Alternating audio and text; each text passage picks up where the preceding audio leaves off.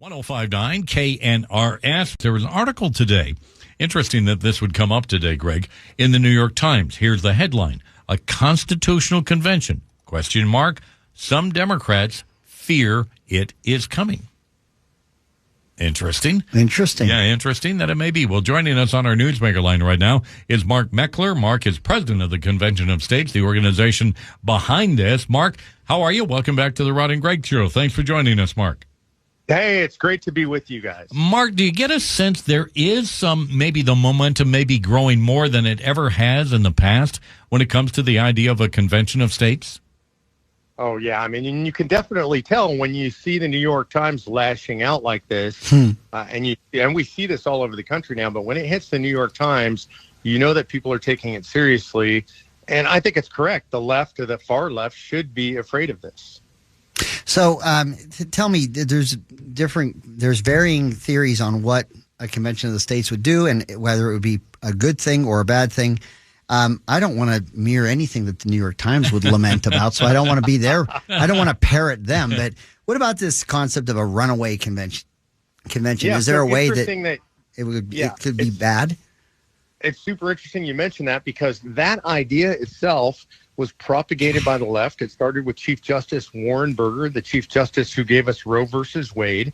And he did it intentionally to try to keep the right from using this remedy, from using the Constitution to rescue the Constitution. And he spread that around through law review articles from Yale and Harvard, leftist bastions.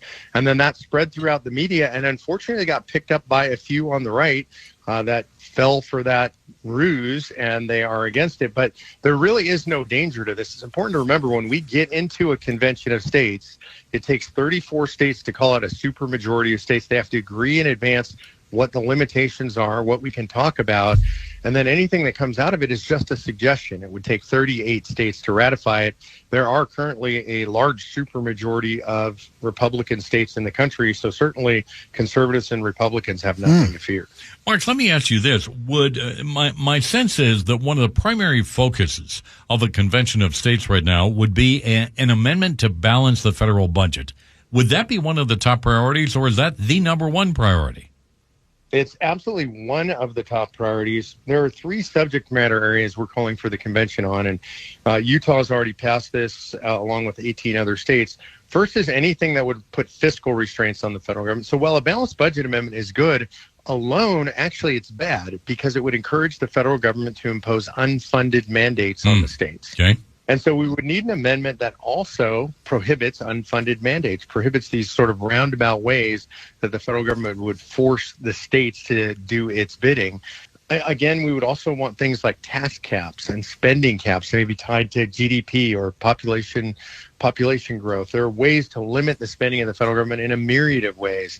We could enforce generally accepted accounting principles on the federal government. Right now, they don't use any standardized principles when they do their accounting, so we really can't know.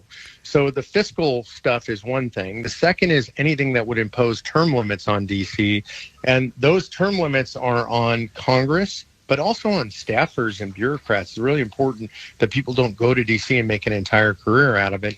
And then finally, and I think most importantly, are scope and jurisdictional limits on the federal government. In other words, saying, no, you can't be involved in education or healthcare or energy or the environment. Many things that the federal government was never intended to be involved in. So this is really a way to get our hands around the federal government and shove it back into the constitutional box. Let me ask you if this is a vehicle to do that. So regulatory reform, we have a federal government that I think is nothing like the framers of our Constitution ever envisioned. And if you go back, many people would argue that interstate commerce is where they opened the door to this broad interpretation of how much the federal government could regulate our lives.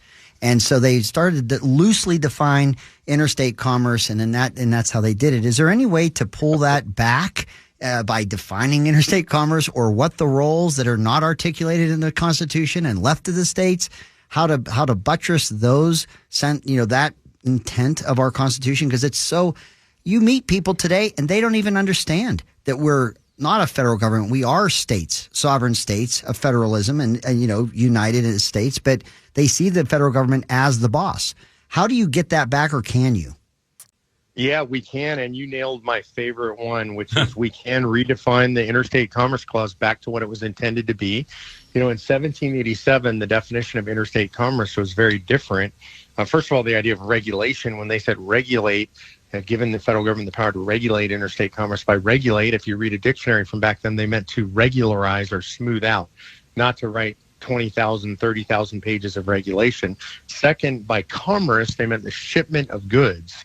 Didn't mean business, which is what we mean by commerce today. So the goal was give the federal government the power to smooth out the shipment of goods across state lines. The reason was at the time of the convention in 1787, there was a trade war taking place between New York and New Jersey. It was about to go to military blows, and they just didn't want that to happen. So we could go back to something akin to the original definition. In other words, if it's crossing state lines, maybe the federal government can do something about it. But other than that, it has nothing to do with interstate commerce. Mark, I know there's been a lot of discussion about the 14th Amendment and birthright citizenship. Would this come up at a convention of states? Would you even try and tackle that? Oh, I would love to. Look, I think the majority of Americans are against birthright citizenship. I don't believe it's constitutional. I don't think it was intended to be the way it is right now. But we can easily clarify that because you can remove the power. Remember, this is all about limiting the power of the federal government. So you could remove the power of the federal government to grant a particular kind of citizenship, being birthright citizenship. That would actually be a real easy one. Mark, as always, great having you on the show. Good Lots luck of with cool this. stuff. Okay, let's go. Let's just do this. I'm ready to go. Can we meet tomorrow, Mark? Yes. Can we get it started tomorrow? What's it take to get these 34 states? All right. We're ready All to we go. need is all we need is all your listeners to go to conventionofstates.com to get involved. All right. Thank Beautiful. you, Mark. Mark Meckler, president of Convention of States, talking about a constitutional convention. Scares the daylights out of Democrats. Well, no, actually, But, there's some and- conservatives that it yeah, does. yeah. I've only heard this argument, this debate on the conservative side. I have actually never known that the Democrats were afraid of it. I'd have loved it more if I knew they were. That would have been my tell right there. If you can keep it focused, I'm all for it. Yeah, and that's where if it's true that the authors, the legal scholars, all came from this left of center world that didn't want to see it happen, and he isn't wrong when we talk about the number of states that are red states, where we get harmed in terms of its population, is like California. Yeah. When you have a Los Angeles County that's larger by population than all but 6 states in this country, the popular vote's what gets scary. Yeah. But states itself, the Republicans have a good standing as red states. All right, more coming up on the Rod and Greg Show on this Tuesday.